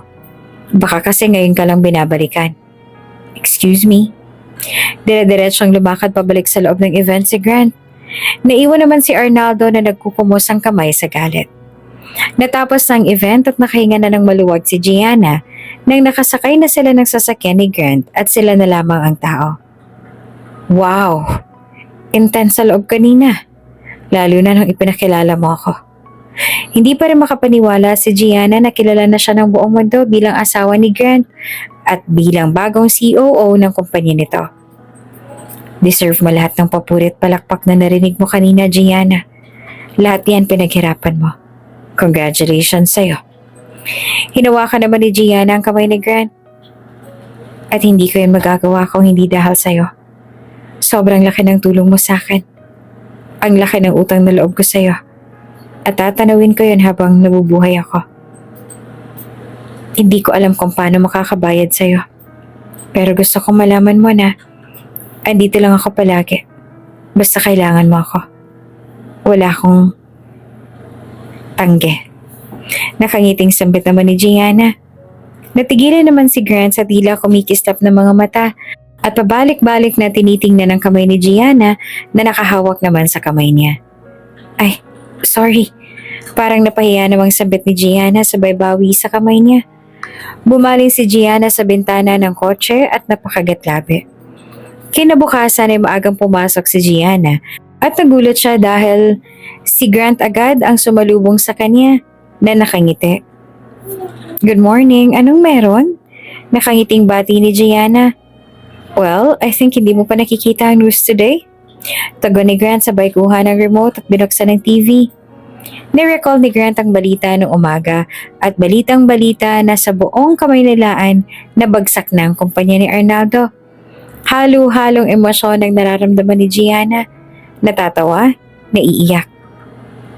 Talaga? Dumating na, Grant. Dumating ng panahon ng karma niya. Hindi naman napansin ni Gianna ang biglang pagtulo ng kanyang mga luha. Nakita naman ni Grant ang lumuluhang mga mata ni Gianna, kaya inabutan niya ito ng tissue. What are the tears for? Hindi ka ba masaya? Ito na yung matagal nating hinihintay. Hindi ko lang alam kung paano i-express yung kasiyahan ko, Grant. Sobrang saya ng puso ko.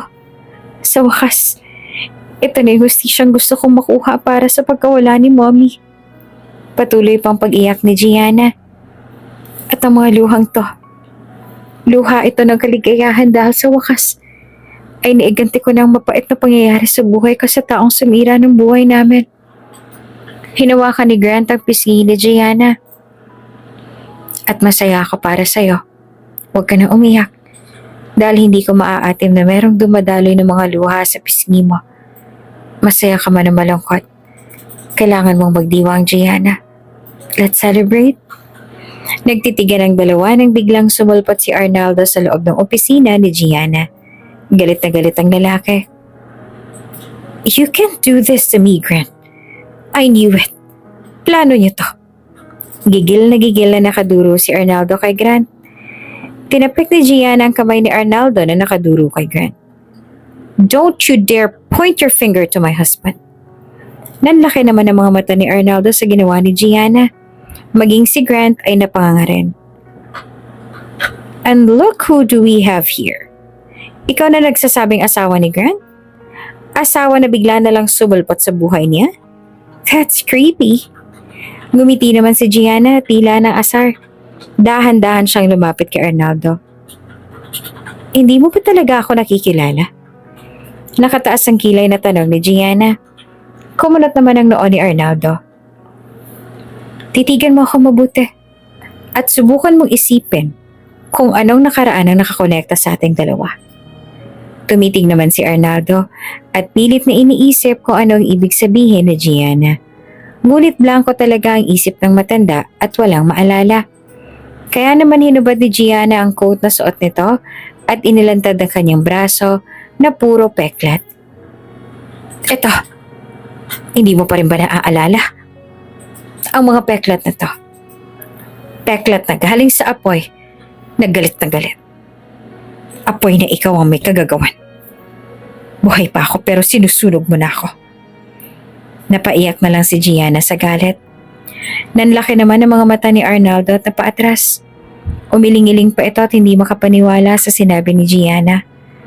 Halos hindi naman makatingin si Arnaldo sa mga mata ni Gianna. Umiiwas siya. Tingnan mo ako. Ako ang batang walang kalaban-laban na sinunog mo noon. Ako ang batang tinanggalan mo ng karapatan na makasama ang mommy ko. Ikaw ang pumatay sa kanya. Ngayon, duduruin mo si Grant dahil sa karmang nararanasan mo? Hindi ba dapat maisip mo na kabayaran lang yan sa lahat ng mga kahayupang ginawa mo sa amin noon? Galit na galit si Gianna. Walang ano-ano ay napaluhod si Arnaldo. Patawarin mo ako. Hindi ko sinasadya. Matagal na panahon na hinangad ko na mag-cross muli ang ating landas. Gusto kong humingi ng tawad sa'yo. Matagal ko nang pinagsisihan ang ginawa ko. Mahabang panahon ko nang pinagdusahan ang lahat ng naging pagkakamali ko. Pagmamakaawa pa ni Arnaldo. Nakatitig lamang si Gianna sa lalaki habang nakakumot naman ang kamay sa galit. Wala nang kapatawaran ang ginawa mo, hayop ka. Hindi na maibabalik ng sorry mo ang buhay ni mommy. Kulang pang pagbagsak mo mula sa itaas. Dahil ang dapat sa'yo, mamatay. Dapat sa'yo, sinusunog din ang buhay. Pasalamat ka nga't hindi ako ganong klaseng tao. Pero sisiguraduhin ko na pagbabayaran mo lahat. Nag-uumpisa pa lang ako. Nakataas noong sambit ni Gianna. Dahan-dahan namang tumayo si Arnaldo at tumitig ng malamlam kay Gianna. Paano ka nakakasiguro na nagwagi ka na? Bakit hindi mo muna ako tanungin kung bakit kayong ginawa? Natameme naman si Gianna sa sinabi ni Arnaldo. Naipit lamang ako ng mga oras na yun. Hindi ko matanggap sa sarili ko na saktan ka at sunugin ang buhay. Lalo pat may anak ako na kasing edad mo. Pero dahil natakot ako sa pwedeng gawin ng madrasta mo sa pamilya ko, wala ako nagawa. Kung hindi ang gawin ng utos nila.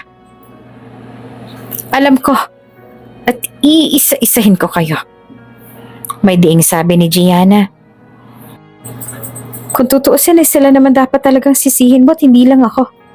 Madrasta mo at ang daddy mong nag-utos sa akin na ipapatay kayong mag-ina. Maniwala ka man at sa hindi. Hindi ako pinapatulog ng konsensya ko. Araw-araw iniisip ko kung sana'y magkita pa tayo muli. Dahil nais kong humingi ng tawad. Alam kong may chance ka pang mabuhay ng mga oras na yun. Kaya hinayaan na kita. Pero ang alam nila ay patay ka na. At ngayon narito ka na at buhay na buhay sa harapan ko. Sana hayaan mo ako makabawi sa'yo. Nagbuntong hininga naman si Gianna. Kung ganon, tuluyan na ngang nasakop ng stepmother ko ang utak ni daddy. Sarili niyang anak, ipapapatay niya. Sige. At kung sa pasamaan lang ng ugali, tingnan natin kung may masasama pa sa ugali ko. Nakangisi si Gianna. Gusto mong makabawi, hindi ba? Tumango naman si Arnaldo at mata sa matang nakatitig kay Gianna. Tulungan mo akong pabagsakin ang kumpanya ng daddy ko. Hindi ko yan maipapangako. Pero ano man ang mangyari, ay handa akong isuko ang sarili ko. Wala na rin namang dahilan pa para ipaglaban ko pang buhay ko.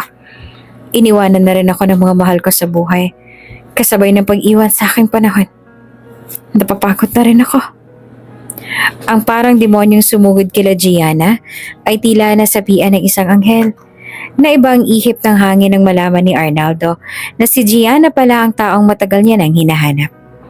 Pumayag siya sa kasunduan nila ni Gianna na pabagsak ang kumpanya ng daddy niya.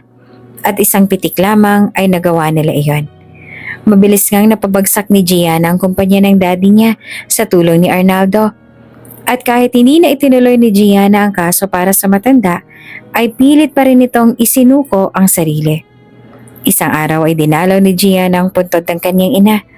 Pagdating niya doon ay naroon ang kanyang ama at ang stepmother niya. Tama ako. Dito ka ta makikita. Akmang babalik na sana si Gianna nang bigla siyang tinawag ng stepmother niya. Nagulat na lamang siya nang maramdamang nakaluhod na ito at nakakapit sa hita niya. Umiiyak. Alam ko nagkamali kami, Gianna. At alam ko nagkulang ang dati mo sa'yo. Sobrang kulang dahil matagal na panahong hindi ka niya nilingon. Pero gusto ko lang malaman mo na ako ang dahilan kung bakit niya ginawa yun. Utos ko at kagustuhan ko na iwasan ka niya at tuluyan ng kalimutan bilang anak. Pilit namang kumalas si Gianna sa pagkakahawak ng stepmother niya at hinarap nito. Wala na akong pakialam sa mga paliwanag ninyo. Ang tanging gusto ko lang ay pagbayaran yung ginawa niyo sa mommy ko. Umiiyak na rin si Gianna. Tinulungan ng daddy ni Gianna na tumayo ang stepmother niya at siya naman ang humarap sa anak. Alam kong meron pa ding natitirang kabutihan ng puso mo, anak. Tama si Tita Lucia mo. Pinilit kong hanapin ka at ayusin ang lahat sa atin. O at isang malaking kasalanan na ipinapatay namin ang nanay mo. Pero matagal na naming pinagbayaran yun at pinagsisihan, anak. Matagal ka naming hinana para makabawi. Palagi akong narito sa sementeryo dahil umaasa ako makikita kita at makakausap. Pero napakadamot ang pagkakataon. Pero ngayon, na naririto ka na sa harapan ko, gagawin ko ang lahat para makabawi sa'yo. At mapuno ang lahat ng mga naging pagkukulang ko, anak. Anak, ikaw na lang ang meron ako ngayon. Umaasa pa rin ako na magkaayos tayo. At haharapin ang bagong umaga at bagong buhay para sa atin. Alam kong mahirap ang magiging sagot mo sa tanong ko pero susubukan ko. Pwede bang kalimutan na natin ang nangyari? At magsimula na ulit tayo ng bagong buhay na magkasama. Umiiyak ang daddy ni Gianna. Wala ding tigil ang pag-iyak ni Gianna. Hindi niya maintindihan ang sarili ngunit nang makaharap niya ng ama, ay nawala ang lahat ng inis, galit at puot sa kanyang dibdib. Na buong akala niya ay nawala na talaga ng pake sa kanya ang kanyang ama. Iyon pala ay talagang pinahanap din siya nito. Nais niya itong yakapin at iparamdam dito kung gaano siyang nangulila sa magulang na matagal na panahon. Nakipagtitigan si Gianna sa daddy niya hanggang sa naramdaman na lamang ni Gianna ang isang yakap na matagal na panahon niya nang hinihintay. Hindi naman maipaliwanag ni Gianna sa sarili, ngunit aaminin niyang isang yakap lamang pala ang makakapag-alis ng burden niya sa kanyang puso at isip. Tama ang daddy niya. Kailangan na niyang umusad. Kailangan na ni Gianna na mag-let go. Kailangan niya nang palayain ang sarili mula sa galit at puot ng nakaraan. Saglit pa ay unti-unting itinaas ni Gianna ang kanyang kamay at dahan-dahang niyakap ang kanyang daddy. Kapwa sila napahagulhol at nag-iyakan. Sa wakas, ay lumuwag na rin ang dibdib ni Gianna dahil nakapagpatawad na siya. Nag-usap sila ng daddy niya, tuluyan ang nagkapatawaran. Ganon din ang stepmother niya. Habang si Arnaldo naman ay pinilit pagbayaran ng kanyang mga kasalanan sa bilangguan at kusa ng sumuko matapos tulungan si Gianna sa pagpapabagsak ng kumpanya ng kanyang ama. Mas naging maayos ang takbo ng buhay ni Gianna dahil nagkaroon na siya ng peace of mind. Isang gabi pag-out nila ay naroon si Grant sa parking lot at hinintay siya. Uy, Grant, kanina ka pa ba dito? Ngumiti naman si Grant at umiiling-iling. Alam mo naman kahit kailan handa akong maghintay. Napakanot ang noon ni Gianna sabay na pangiti. Phew, corny mo naman dyan. Wala namang ibang mga tao dito para magsalita ka ng mga ganyan, ano? Tila naiilang na sambit naman ni Gianna. Nakaramdam naman ng kakaibay patay mali siya na lamang si Gianna dahil wala siyang kasiguraduhan sa nararamdaman niya para sa binata. Hanggang sa bigla na lamang siyang siniil ng halik ni Grant. Nung unay nanakip ang mga mata ni Gianna habang hinahalikan ni Grant, ngunit kalaunan ay sinabayan na rin niya ang mga halik nito. At nang kumalas na si Grant sa pagkakahalik kay Gianna, ay mata sa mata siyang umamin dito. Hindi ko na kaya na magpanggap pa, Gianna. Hindi ko na kayang itago pa. Nahihirapan na ako. Gianna, alam kong walang kasiguraduhan sa pwedeng mangyari pagkatapos nito. Pero gusto kong malaman mo na mahal na kita. At gusto kong totohanin natin ang pagpapanggap bilang mag-asawa. Matatanggap mo ba ako? Hindi na nagsalita pa si Gianna upang sagutin ang tanong ni Grant dahil siniil na lamang nito ang halik, ang binata. Mahal din kita, Grant. Nangingilid naman ang mga luha ni Gianna. Matapos ang pagsubok, pagpapatawaran at pagtanggap, Naging tunay at dalisay na rin ang pagsasama ni na Juliana at Grant bilang isang mag-asawa at sa pangalawang pagkakataon ay muli na silang naikasal. Gianna and Grant, you have both weathered many storms together.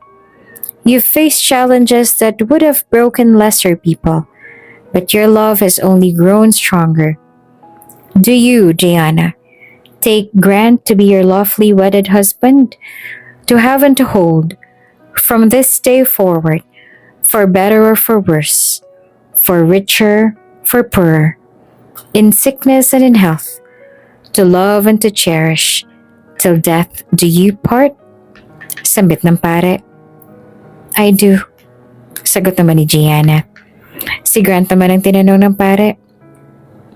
And do you, Grant, take Gianna to be your lawfully wedded wife, to have and to hold, from this day forward, for better or for worse, for richer or for poorer, in sickness and in health, to love and to cherish, till death do you part? I do. Nakangiti at buong pusong tugon naman ni Grant. By the power vested in me, I now pronounce you husband and wife. You may now kiss the bride. Matapos ang seremonya sa wakas, muli nang naglapat ang kanilang mga labi at dinaba ang pag-ibig nila sa isa't isa, kasabay ng malalakas na palakpakan ng kanilang mga mahal sa buhay na naroon.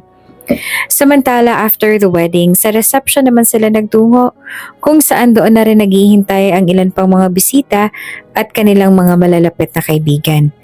Naroon din ang mga tumayong mga magulang ni Gianna na sina Ginang Letty at Mang Antonio. Masayang-masaya sila ngayon para kay Gianna dahil sa wakas ay nakamit na rin ito ang hostisya at pagpapatawad na magpapalaya sa kanya sa pait ng kanyang mga nakaraan. Naroon ang lahat habang pinapanood na sina Gianna at Grant na nagsasayaw sa gitna ng malawak na venue na pinapalibutan ng magagarbong mga bulaklak. I can't believe we're finally here. After everything we've been through, I'm happy to call you my wife. Totoo na talaga to. Buong pusong sabi ni Grant kay Gianna, habang ang babae naman ay malalim pa rin nakatitig sa mga mata ni Grant. This is destiny, Grant. Sadyang pinagtagpo tayo para makalaya ako sa aking nakaraan. At salamat sa Panginoon dahil ikaw ang ibinigay niya sa akin. Hindi na lamang sumagot si Grant pagkos ay muli na lamang siyang hinalikan nito sa kanyang mapupulang mga labi. And they continued to dance, lost in each other's eyes. As the night wears on, they share more laughter, tears and promises of a lifetime together. Matapos noon ay kaagad naman silang binigyan ng Panginoon ng isa pang biyaya at iyon ay ang kanilang kauna-unahang supling. Matapos ang 3 taon, muling sinaliwan ni Gianna at Grant ang mga nangyari sa kanila noon.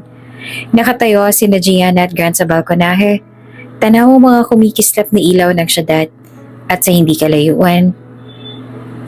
Ang ganda ng view, no? Pero mas maganda ka pa rin hanggang ngayon. Pambobola pa ni Grant sabay akbay sa kanyang asawa na ngayon na si Gianna. Napakunod naman ang noo ni Gianna sabay kurot ng mahina sa tagiliran ni Grant. Ang corny mo talaga. Pero salamat ah. Sabay hilig ng ulo sa braso ng kanyang asawa. Seryoso ako. Naaalala mo pa ba nung panahong halos hindi ka makatayo dahil sa mga pinagdadaanan mo? Akala ko hindi ko na makikita na masaya ka ulit. Sabi pa ni Grant na unti-unti na rin nagiging seryoso ang kanilang pinag-uusapan. Doon ay humarap si Gianna kay Grant upang titigan ang mga mata nito. Salamat sa iyo dahil hindi mo ako iniwan. Ikaw ay naging liwanag ko sa pinakamadilim na panahon ng buhay ko. Sinsero ang sabi ni Gianna. Ginitian naman siya ni Grant sabay hawi ng kanyang buhok na nakaharang sa kanyang magandang mukha. Ako naman ang dapat magpasalamat sa iyo. Dahil sa iyo, naging mas malakas ako. Natuto akong pahalagahan ang bawat sandali. Dahil sa iyo, naputol ang ugnayan ko sa mga taong pilit na humihila sa akin pababa.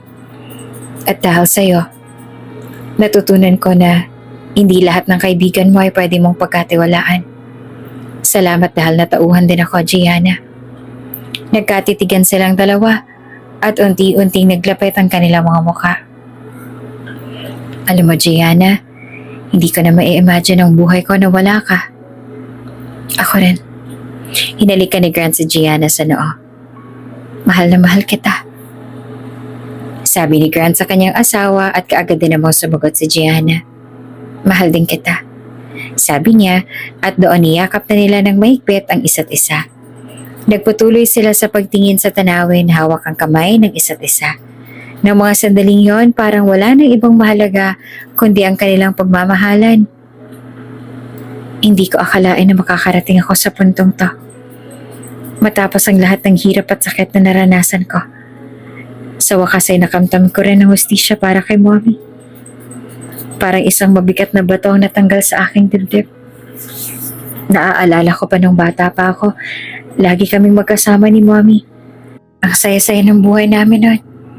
Pero bigla nagbago ang lahat nang mawala siya sa akin. At wala man lang nagawa si Daddy. Nagalit ako sa mundo. Sa Diyos. Bakit kailangan siyang mawala sa akin? Nagdaan ng mga taon na nabalot ang aking puso ng galit at paghihigante. Pero sa bawat araw na lumilipas, lalo kong nararamdaman ang pangangailangan na magpatawad. Hindi para sa taong kumuha ng buhay ni Mommy, kundi para sa sarili ko. Ayoko nang mabuhay na puno ng puot. That's why I forgave my stepmom. Pero hindi ibig sabihin na muli ko pa silang matatanggap. Ngayon habang nakatingin ako sa malawak na lugar na kinatatayuan ko ngayon, dama ko ang kapayapaan sa aking puso. Hindi ko sasabihing okay na ang lahat. May mga bakas pa rin ng sakit na hindi mawawala. Pero handa na ako magpatuloy para kay Mommy, para sa sarili ko, at para sa mga tao nagmamahal sa akin. Lalong-lalo na sa aking asawa na si Grant at sa aming baby na si Blue. Alam ko na hindi madali ang buhay at may mga pagsubok pa akong haharapin sa hinaharap. Pero handa na ako. Mas malakas na ako ngayon. At kahit na wala na si Mommy sa tabi ko, alam kong palagi niya akong binabantayan at ipinapangako kong sa kabila ng mga peklat at sugat na natamo ko sa aking katawan at puso, mas magiging matatag ako at matibay sa mga susunod pang hamon sa aking buhay. Sabi ni Gianna sa kanyang sarili habang ninanam ng mga katarungan na kanyang nakuha at mga pagsubok na napagtagumpayan, hindi lamang para sa kanyang sarili, kundi mas lalo tigit para sa kanyang yumaong ina. Kung bago ka pa lang sa channel na ito, Ate Jane TV, huwag kalimutang pindutin ang notification bell and subscribe button. Sana po hindi naman malaking abala sa inyo ang pagpindot ng subscribe button dahil ang kapalit po nito ay ang pagsuporta para makapag-produce ng mga libreng stories sa mga channels ni Ate Jane. Maraming salamat!